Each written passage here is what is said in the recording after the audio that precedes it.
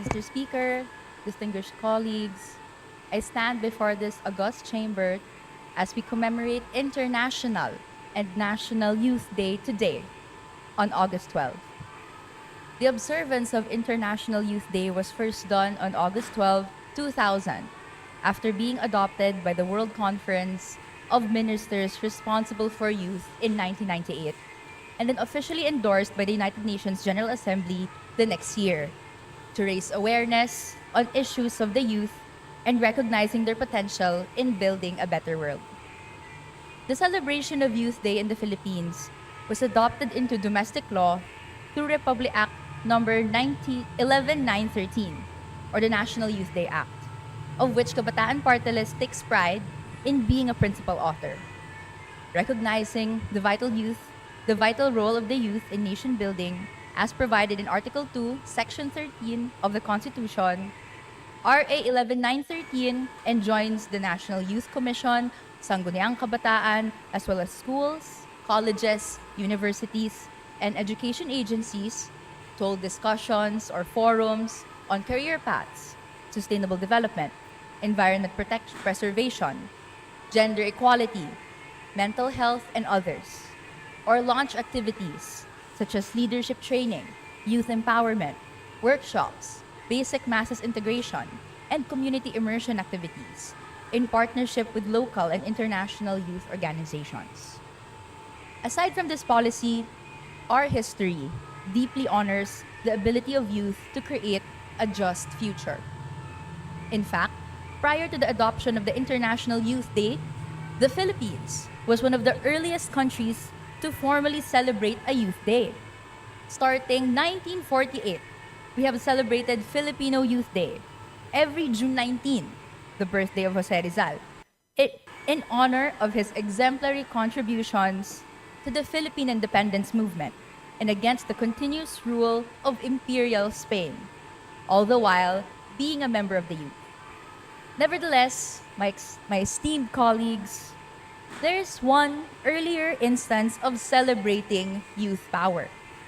In 1920, the first ever Youth Day in the world was commemorated on May 4, in honor of the May 4th movement of 1919, when thousands of Chinese youth and students came together and protested against imperialist control over different regions in their country. After first commemorating the movement in 1920, they officially recognized its commemoration in 1939 and have since commemorated May 4 as their Youth Day annually. Mr. Speaker, this means that the earliest commemoration of youth empowerment goes to the revolutionary spirit of united students and youth and their collective struggle to change society. Similarly, in South Africa, their Youth Day is on the 16th of June to honor the Soweto Uprising of 1976, where hundreds of youth mobilized against the imposition of an oppressive and colonial language policy in schools. These demonstrations later turned into protests against police brutality, state repression, and apartheid. Mr. Speaker, the historical roots of youth empowerment are indisputable. In times of political and economic adversity, the youth take up the challenge to collectively rise up and resist anti-people policies, abuse, brutality, repression, and state terrorism. It is therefore the darkest of ironies that as we observe the International Youth Day today, rather than supporting youth empowerment, the Marcos Jr. administration and governments across the world are actively sabotaging the youth and destroying youth movements, robbing us of our capabilities to take control of our own future. In our schools, Mr. Speaker, our youth and students are driven away from our right to education. Despite the international recognition of education being a right, the thousands of pesos required to continue one's studies per academic year bar students from pushing through. The lack of funding for support services in universities is creating a crisis of inaccessibility. Out of 10 Filipino students who enter grade 1, only one will graduate college.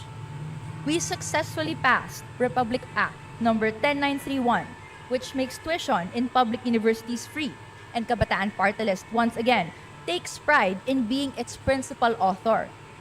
Despite this, the dropout rate is 4 out of 10.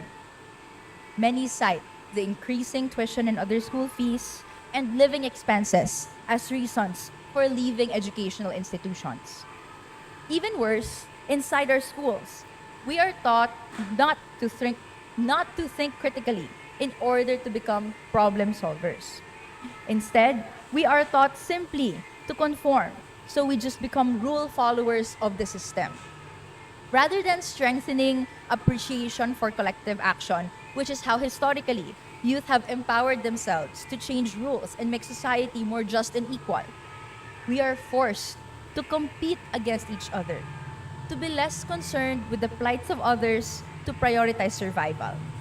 When we do extend ourselves for the sake of others, for the championing of social causes, we are punished. A case in point is that of Marcos Baltazar, chairperson of Kabataan Party List San Jose del Monte. Last month, Marcos was not allowed to re-enroll at the City College of SJDM because he participated in a mobilization he did not even organize to join his LGBTQIA+ friends and allies to protest the revocation of a previous victory regarding the college's dress code policy that formerly allowed trans youth to wear gender-affirming clothing. For his participation, he was condemned to punishment without any adherence to procedural and substantial due process requirements that should have been afforded to him as per law and the Constitution.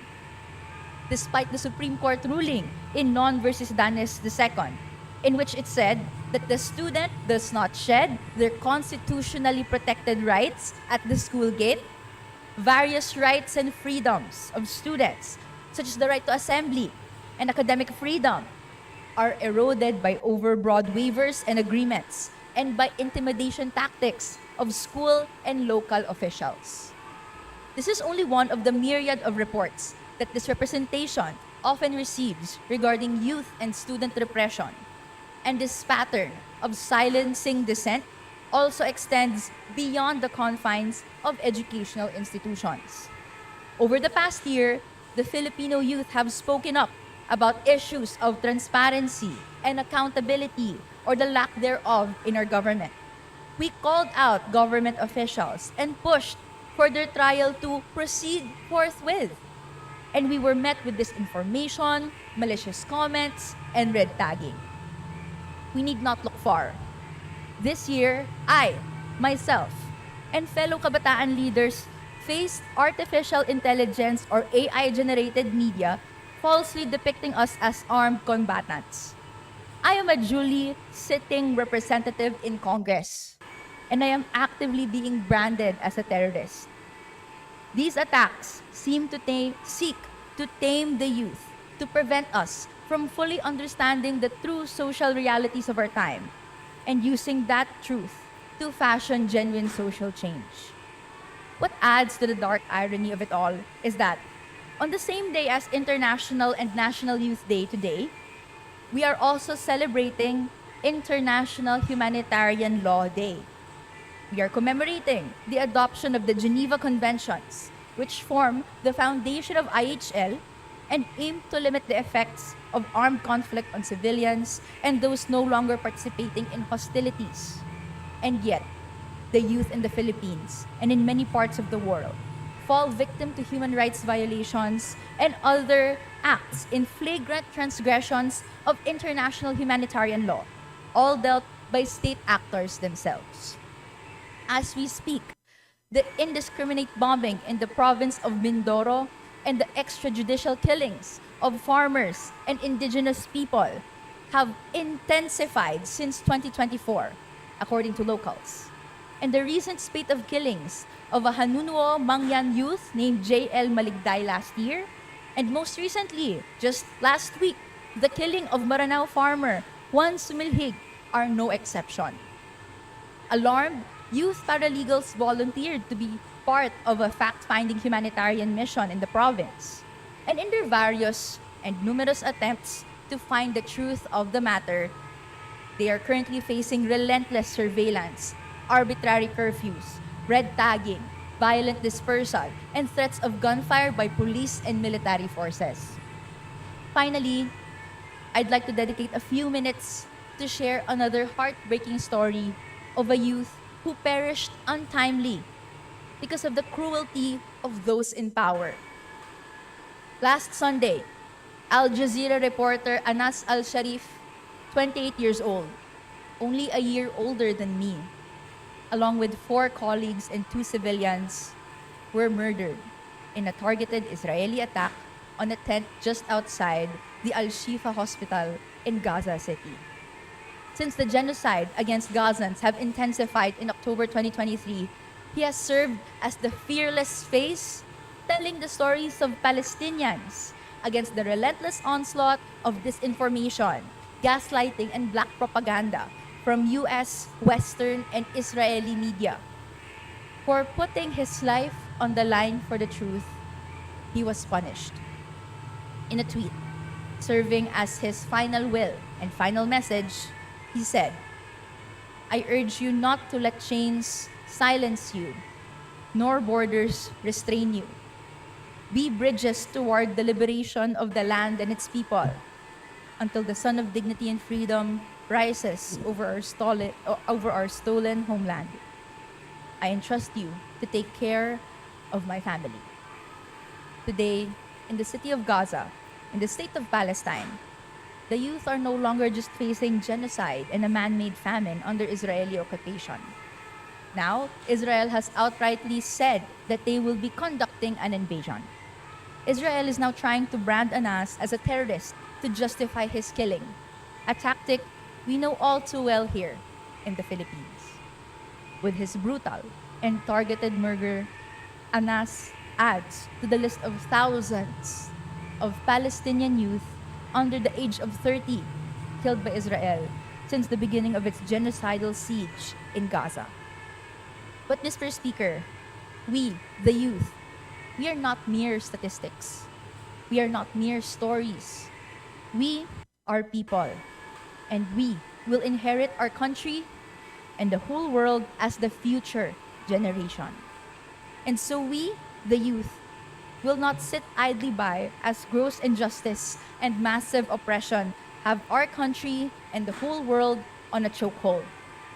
As we commemorate International and National Youth Day, we must revisit the historical role of the youth to learn from society and to understand that we, for generations now, have lived in a world where power and wealth are concentrated to a few, where there is an oppressor and the oppressed. And the challenge is to uncover this reality and always stand with the oppressed. Each time we have done so, the youth, alongside the people, made significant impacts for the betterment of our future. Like the May 4th movement and the Soweto uprising, the Filipino youth have shown their power before, as in the first quarter storm of 1970, which contributed ultimately to the downfall of the Marcos Sr. dictatorship. Mr. Speaker, we are not only the future of the nation, but also its shining hope. Tunay ngang ang kabataan ng pag-asa ng bayan, ngunit sa pamamagitan lamang ng kolektibong pagkilos at masugid na pakikibaka, maaaring lumitaw ang pinakamahusay na kabataan. The youth are truly the hope of the nation, but only through collective action and persistent struggle can the best in the youth emerge. Therefore, we call on the Filipino youth and the youth of the world, unite to fight for our rights. We encourage the youth to take a page from the history of our sector, the May 4th movement, the Soweto uprising, and the first quarter storm.